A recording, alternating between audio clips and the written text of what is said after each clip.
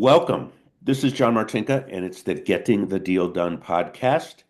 I have a very special guest today from Columbus, Ohio, Adam Ko- Kosh. Got that right? You And, got it. Yeah. uh, and Libertas Wealth Management Group and Elevate and Exit. They're two different companies. They do two different things, but it all ties together with business owners as they aim towards their transition, or as I like to call it, the next great adventure in life. And Adam, let's get into it and talk a little bit about first about you. Give us your background, what drives you, what got you into doing what you're doing now. Well, first of all, thank you for even having me on this show, and I love that next great adventure because I think too many times people think about as retirement, that you got to be done working and sit on a couch and binge Netflix all day, but obviously it can be a whole lot more fun than that. But as far as my story goes, I started my career right out of college, 10 days before the World Trade Center went down at a time when the market had already been going down for quite a bit. And people were telling me it was going to be the best time. I was going to be everybody's hero, starting so young in the business. And instead, it was, again, 10 days before the World Trade Center went down. I was 21 years old. I looked like I was 16 because that was 60 pounds ago. I was going door to door, business to business, trying to get people three times, two times my age to trust me with their life savings. And it was a tough go. It was a tough start, that's for sure. But that's how I got started in the business at a national brokerage firm. Worked there for about 3 years. And then just kind of wanted to get away from all the minutia and conflicts of interest that exist in the Wall Street world of brokerage firms. So I started my company on November 4th of 2004 at the ripe age of 25. And yeah, so that's kind of what I've been doing ever since for the last, well, career-wise, 23 and a half years now, I guess. Well, what got you coming out of college to say, I want to be in the financial services business, wealth management, whatever we call it? Yeah, well, that's another story. I didn't want to be in this business. That wasn't the plan. I went to Ohio State University for medicine. I was pre-med the entire 3.5 years until I almost graduated, and then kind of had a big change in my life that caused me to kind of rethink everything. And I called my dad, who was an optometrist. He's retired now, but I would called him walking down Neal Avenue and was scared he was going to be upset at me. But I just picked up the phone, called him, he answers, and I said, "Hey, Dad, I'm just, I just don't think I could go to school for 7 more years. I love this stuff. I love working in the emergency room. I wanted to do trauma surgery, but I've lost my love for the studying, and I just can't do it." And he says, "Well, what are you going to do instead?" And I said, "I have no idea." I was like, I just know I canceled my MCATs for the summer." And he says, "What do you think about being a financial advisor?" I'm thinking, you got to be kidding me. Like, I don't even know what that ticker tape is that goes across the bottom of CNBC. And he says, "Well, you've got that, which virtualstockexchange.com, paper money account that you're always playing around with. And, you're really, really good with people and you're good at educating and kind of teaching people complex things, making them simple.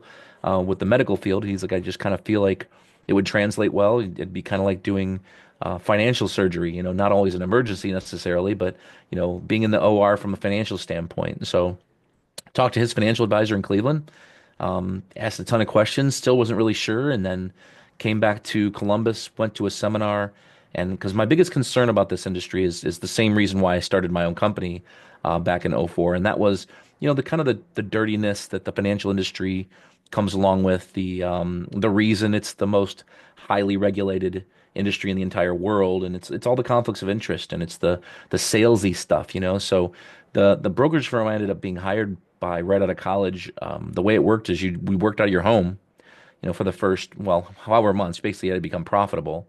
And as soon as you became profitable, then they would basically build an office out for you, get a lease, and it would be you by yourself in there until you were profitable enough to get an assistant. Then they would pay for the assistant. But what I really loved about it was that I wasn't going to be, sitting in a sales floor or a pit, with sales managers over my shoulder, screaming at me to go sell, XYZ stock to all my clients because that's what the firm was peddling at the time. So I thought it was worth giving a shot, and then I just fell in love with it. Even though the World Trade Center was a terrible thing, that attack kind of sent things south pretty fast for a long time. Made my job a whole lot tougher than it already was. I really did fall in love with the idea of first and foremost creating solutions and helping people get to retirement on time, make work optional, as I always say. And then the other thing that kind of kept driving me and pushes me to this day is this whole personal mission I have of saving people from bad advice and bad advisors. That's a good mission, and I asked you, given what you had told me about when you started in the business and all that, back then, I don't think there were too many schools teaching this stuff. I know since Oh, then, there have been quite a number of universities that offer classes in financial planning, wealth management, et cetera. I know I went to Marquette University, and they have a wow. robust program that whether you want to do what you're doing or be an institutional investment person, planner, whatever.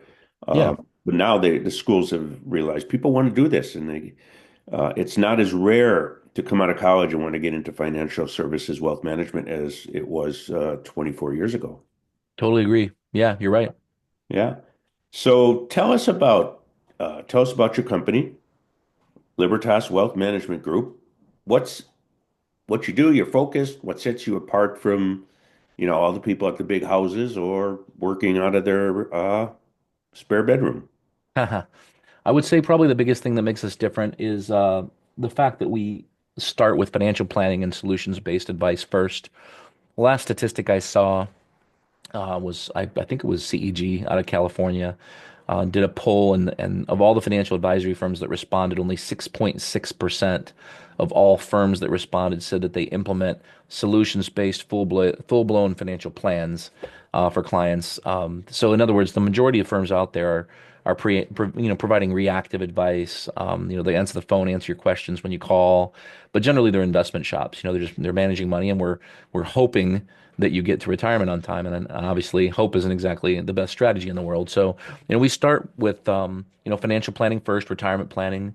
Everything's holistic here, so we include tax planning, estate planning recommendations, insurance for everything. Even though we're fiduciaries, and we're true fiduciaries, by the way, we're not fiduciaries by name. And oh, by the way, we're not a fiduciary sometimes. We're fiduciaries, NAPFA registered, fee only, registered investment advisory firm. So a true fiduciary that, even though we're not insurance licensed, we provide advice on insurance. So we'll advise our clients on everything from home and auto and liability coverage to health insurance to disability, life insurance needs analyses, and so on. But we either if they have an insurance agent, great, and we'll partner up with them. Otherwise, we'll Hmm. refer them to somebody we know, like, and trust. But we provide a full blown comprehensive plan, and then from there we implement that plan with the use of several portfolio models. And I guess that's the other thing that makes us different is that we not only manage portfolios, retirement portfolios with strategic models, meaning buy, diversify, stay in the market in whatever your pie chart is. But we're also market technicians here. So we're one of the few, I believe I'm one of only like 3,000 market technicians in the entire world. CMT is the chartered market technician.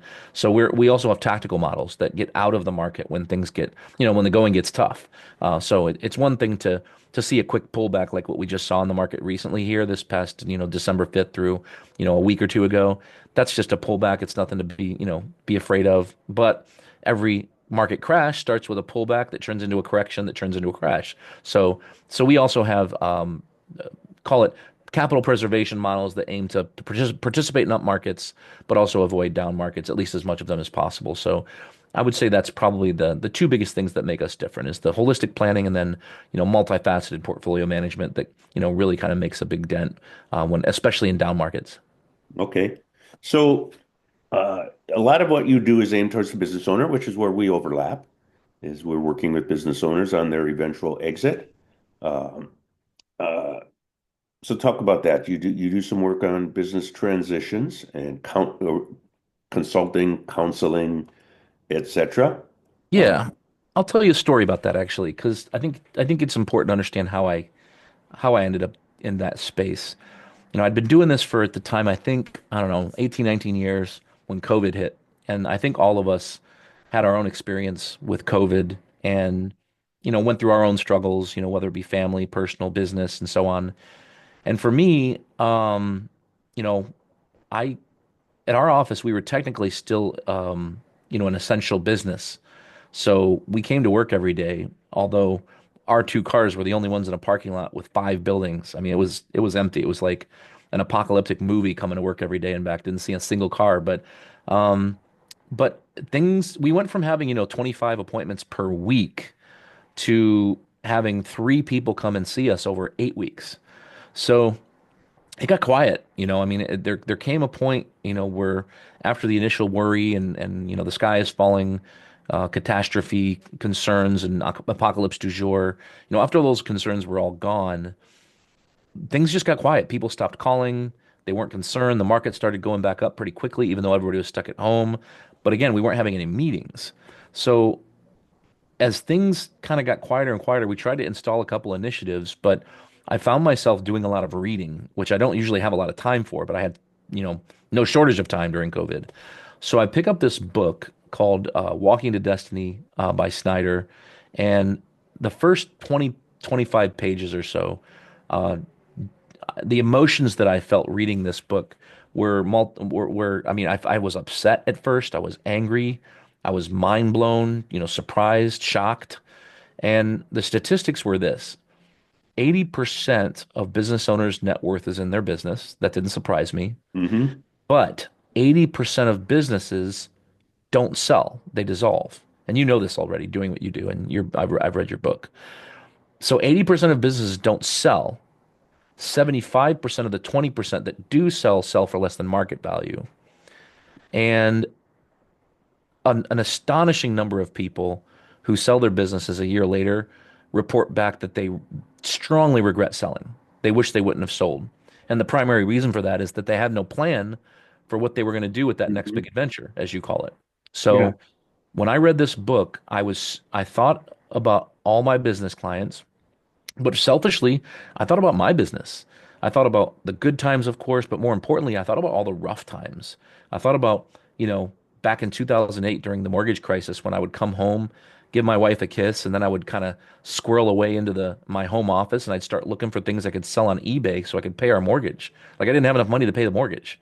And I thought about times like that to think to myself that after say 35, 40 years of doing this for a living, that I would walk away from this company with absolutely nothing for me or my family was just, like I said, angering, shocking, mind blowing, lots of emotions. So it was then during COVID that I decided I wanted to start another company, which is it's called Elevate and Exit. So the website's elevateandexit.com to first and foremost bring awareness to business owners and the dire need for them to start planning for their exit, their eventual exit, to monetize their life's work way earlier than they think they need to. Because most business owners, they just say, "Oh, I'll get around to it. I'm busy. I'll sell it when I'm ready to sell, but I'm not ready to sell yet." And before you know it, they're 70. And as you said in your book, you end up running issues like divorce, disagreements with partners. You end up, dementia, Alzheimer's, Parkinson's. Um, there's all kinds of things that can kind of just decimate your business. Not to mention the fact that if you do plan earlier, you're not only going to be ready to sell when you're ready, but you're going to make a whole lot more money in the process. You're going to make your staff happier. You're going to be more efficient, more profitable, have less risk, and probably have more work-life balance. So that was kind of, where Elevate began. And it really kind of first started as a passion project. And now I'm just having a whole lot of fun with it. So it's kind of like what I'm doing my focus, the second half of my career, if you will. Yeah. Yeah. And if we go back to your statistics of 80% of net worth in business and then 80% don't sell, I've heard 80, I've heard less, I've heard over 90. And really what it comes down to is those businesses are not profitable enough to justify a price. So what you have is a lot of well-paying jobs for an owner versus a true business. That's right. That's right. And a lot of it comes back to it. I mean, every podcast I've heard, every guest I've had, or when I'm on podcasts, is the owner gets so involved with the business and they don't delegate, and then they don't grow, and then buyers look at it and say, "Well, I can't do what that person does, Nope. and so I'm We not could do a paying whole that hour much on for it." delegation alone. Yeah. So yeah. So give us some insights, into more specifics of what Elevate and Exit does. I know you mentioned before we started recording, build transition plans. Hmm. Yeah, we like to call it business transition planning and you probably figured this out already because whenever you use the word exit plan or phrase exit plan, immediately you lose anybody who's under the age of 65. People just don't think it's for them. So I think business transition planning is a better phrase because it's all about transitioning your business from wherever it is today to wherever you want it to be. And most people want to be more profitable. Most people, they want to make more money. They want to be more efficient. They want more work-life balance. They don't want their business running them. They want happy staff, the great culture, staff retention. They want to hire good people that stick. So I think that's what we're doing now. How we do it, we start with just a 12-step program that usually takes about a year. So, there's 12 steps in this process. I won't get into all the details of all of them, but basically, the first part of it's discovery, just trying to figure out where are the pain points. We have some pretty in-depth discovery questionnaires we go through with the owners to determine, where are the hot buttons? Where are they doing well? Where are they struggling? And I have a friend in the business who wrote a book. I can't remember what it's called. I think it's called Your Baby's Ugly. Such a Mhm. great name for a book, but the point of the book is that, most business owners, they treat their business like their baby, and nobody wants to be told their baby's ugly. But the fact of the matter is, many businesses aren't exactly the most efficient. And to your point earlier, that the delegation is something that most business owners really, really struggle with. So it's looking for those pain points, figuring out what the problems are, and usually there's so many problems that we can't focus on them all. It's impossible. You wouldn't have enough. It'd take 5, 6 years.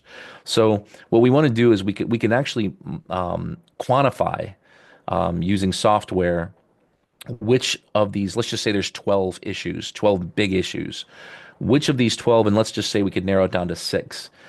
So which six of these 12 issues could we focus on over the course of the next 2 to 3 years to really try to move the needle in two ways. A, to increase the value of this business on an absolute basis. And then, second of all, what most people don't realize is that there's lots of ways that you can increase the multiple using things that aren't necessarily quantifiable, but things like de-risking, customer concentration, so things like that. And again, I know you talk about this in your book, so you know exactly what I'm talking about. So, so the first few steps are all, discovery, kind of figuring out pain points, education. The early middle steps are building a financial and retirement plan for the owner and owner spouses. So if there's multiple owners, obviously we're doing this for more than one person. And then as we get going, we start getting into more details on how to fix the problem, buy sell agreements, um, golden handcuffs, more de-risking, continuity agreements, customer concentration, business planning, marketing, delegation. So all kinds of advice comes into this plan throughout the process. And at the end of that 12-step process, we now have a full-blown comprehensive plan and call it a roadmap for that business on what they need to do in order to implement a process by which they can increase the value of their company. Let's just say anywhere between 20 and I mean, we've seen big numbers, but let's just say a minimum of 20% increase in the value of their business over the course of the next, call it 1 to 2 years. Now, one thing I will say, we don't do the implementation. I draw a line at once the plan is finished, I'm typically bringing in somebody else who's a value expert. Whether that's somebody just as a value expert, it could be a fractional CFO. So there's a number of experts out there, and we have a couple people we send our clients to. So that person would then come on retainer, work with the owner, the executives, and really kind of start hand holding and implementing these changes over the course of the following 1 to 2 years.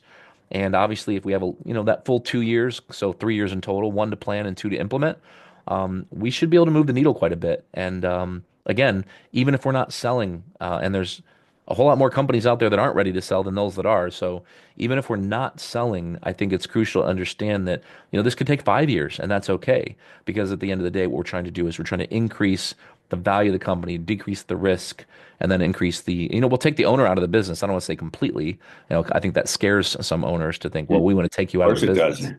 Their But baby, right? yeah, for sure. But we definitely want the owner to rely less on the business to rely less on the owner, and the owner be able to do the things that they love doing. The things that they love doing that they're good at, not the things that they hate doing or dislike doing or think they're okay that they're good at or not good at for that matter. Yeah, we sold a company, a deal closed about 10 months ago. From the first meeting with the owner, he made it real clear. I manage X number of employees. I do not like managing people. I do not want to have any more employees. but there is so much business coming in. We need more people. Whoops. He sold the Yeah, business. He stayed on, and as of a couple months ago, he said, I haven't had this much fun in this business because now I'm doing what I want to do. I'm working, I'm making sales, I'm working with customer strategy, solving their problems, I and love not it. doing all the administration stuff. It's a great story. Yeah. So how I noticed you have five people on on your team. How are you doing on delegating? I do pretty well, actually. I mean, at the risk of sounding arrogant here, I can always do better. One of the things I'm really trying to implement right now, because I've done a really good job of delegating most things. This year, 2025, my big goal is to kind of, if you've heard of Dan Sullivan, my goal this year is to really implement the whole concept of who, not how. So, as opposed to delegating a project to somebody or an initiative and saying, hey, John, I want to implement this new sales funnel through podcasts, social media, shorts, reels, and things like that. And then from there to say, so John, here's what we're going to do. Step one, we're going to do this. Step two, we're going to do that. Then step three, you're going to do this. And to do step three, you're going to go do this, this, and this. And before I know it, I've built out the whole process. Instead, I'm trying to say, hey, John, I want to build out a new marketing funnel for our podcast, reels, shorts, screencasts. Let me know if if you have any questions in terms of preference or help. I'm here to help, but go do it. Own it, have fun, do the research, find the right people, and just Yeah. do it. So I'm trying to be better about that. Yeah, it is tough. I mean, I have my daughter works for me, with me. We have one other associate who's, I'll say part-time with us, and then he does he's as an operations and process guru. So he does some of that work. And it is tough to say, oh, you guys do this. Yep. Here's what I want to see. Here's what it should look like. Go stumble. Yeah. Yeah. But I mean, that's what we have to do as owners, as we have to trust. And I think we end up, that's part of the culture building too. I think the culture building process is not having a bunch of people who are told what to do that are worker bees, maybe doing it very well once they've been told how to do it and what to do and call it micromanaging along the way. But instead, allowing them to work like, call it micro owners or junior Yeah. owners and, own their projects and have fun with it. What's the biggest roadblock or impediment owners put up as you're working on this transition planning? I think they get in their own way. That's an easy one. I think the biggest roadblock they put in their way is that they say they want to do it and they say they want to get more efficient. They say they want to de-risk. They see the value. Once we all it takes is one sit down. If we sit down for an hour, hour and a half over lunch, coffee, drinks, whatever, and I start explaining this stuff, if they listen to this podcast, they're gonna go, "Oh my God, I need to do that." But it's like a lot of other things in life. I think that life gets right back in the way again. It's tax season. Well, I'll do it after tax season. I've got to hire these two people, so I'll do it after that. Oh, we've got this problem going on with one of our biggest clients. So it's almost like there's always something that comes Always up. something. So I think that it's just a matter of procrastination, and I don't think it's intentional. I think everybody wants to do it once they realize how big the need is, but I think we all think we have infinite time, and that's the ironic truth is I think if anything explains we don't have Yeah. infinite time, it's the fact that we don't have time to put into this kind of stuff. Yeah. I know someone I knew. I've known many. I haven't seen him in a while, but I knew him many years ago, and he used to do he used to work on with companies to grow and increase sales and things, and he'd say my biggest competitor is inertia. I love that. That's good. So, uh, Adam, what's your market? Is it Columbus, Ohio, national? I mean, we kind of start here. We do a lot of face-to-face stuff here in Columbus, Ohio, Central. We'll call it Central Ohio, Columbus metropolitan area. But we've had clients in Kansas. We've had people that we've talked to in other states. So, not to go back to COVID, but I think that one of the if you can say some good things happened as a result of COVID, that's one of them. I think that COVID kind of opened up the country and broke down the walls and state lines in terms of who you can work with and where. Because I think at the end of the day, business owners, I don't think that they care as much about working with somebody who's down the street that they can sit face to face with as much as they do working with somebody who can understand the confidentiality of the matter, somebody who knows what they're doing, who's going to build a good success team around them, so they can do this successfully and really, like I said earlier, move the needle and get what they want out of this. Because it's a tough, it's probably, yeah, it's got to be one of the toughest things to do. I mean, anybody who works at Cardinal Health, AEP, um, Procter and Gamble, Apple, Google, when they retire, it's tough, right? Retirement's tough. I mean, you're going from spending 3, 4 decades of your life getting up every morning, going to work, maybe whether it's at home, office, hybrid, whatever, and you're doing things. You're responsible for things and you're getting paid for it. You get a paycheck. And then all of a sudden you cross the river and it's like, what am I going to do now? And it's scary. But I Yeah, it think it's even is. scarier for business owners because they not only are working, but it's their baby. They've created it. They built it.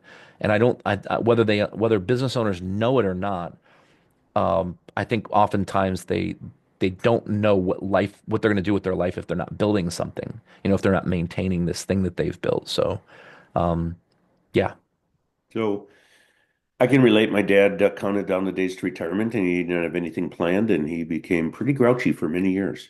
yikes, yeah, So let's wrap up with I'd like you to give three very quick tips to owners who are saying, should I do this or not? What should I be looking for in my company? Three things. three things. Okay, all right. First thing is don't procrastinate. I think that you need to talk to somebody, whether it's somebody like me, like John, like you. Just get educated, educate yourself. So that would be number one, because you can't keep kicking this can down the road forever. And heaven forbid something happens, whether it's an accident, whether it's, again, divorce, disease, disagreements with partners, and so on. I think that you got to get informed and educate yourself. That's number one. I think number two would be to bring your family into it, because in most cases this is not just a one person show. It's not a one person decision, and I think you're going to need the support of the people you love in your life through this process. I think where that can get dangerous, obviously, is that business owners they're a different breed, and I think sometimes they have a hard time hearing feedback or opinions. But still, I think without a doubt, having your family as part of the discussion, the decision is crucial. And then the number three would be start a plan. I don't care if you are 3 years from selling or if you are 13 years from selling your business or 23 years. It doesn't matter. Yeah. I think it will pay you dividends upon dividends. If you understand compounding interest, then you will understand when we start just hypothesizing how much we could see in growth in your company. If you start the plan now, you get efficient now, you de-risk now, you increase profits now, not only increase your absolute value, but your multiple now, that compounding effect will change your life. Not only when you sell, but it'll change your life in the meantime as well. So educate, bring the family in, and start planning now. That's my three. Okay, those are really good. And I'm going to add something to your middle one. Really bring your management in because they're going to be doing a lot of the work. And they got to know that not just you're looking to exit, but that you're looking to grow the whole thing. For sure. Keep. Yeah. Okay, so this has been great. Adam Koch, Libertas Wealth Management Group, and Elevate and Exit. How do people get hold of you, Adam? Easiest way is our website. So libertaswealth.com would be the first way. The second, for if you're looking into exit planning, business transition planning, elevate and exit.com. Or if you just want to contact me on LinkedIn, it's a good way to get a hold of me personally. And that's just search for my name, Adam. Last name's Koos as in Sam. Looks absolutely nothing like it's pronounced, right, John? And you can find me there. Yeah, and that will be in the show notes. Excellent. So, Adam, it was a pleasure. Thank you. I appreciate your being on. Thank you.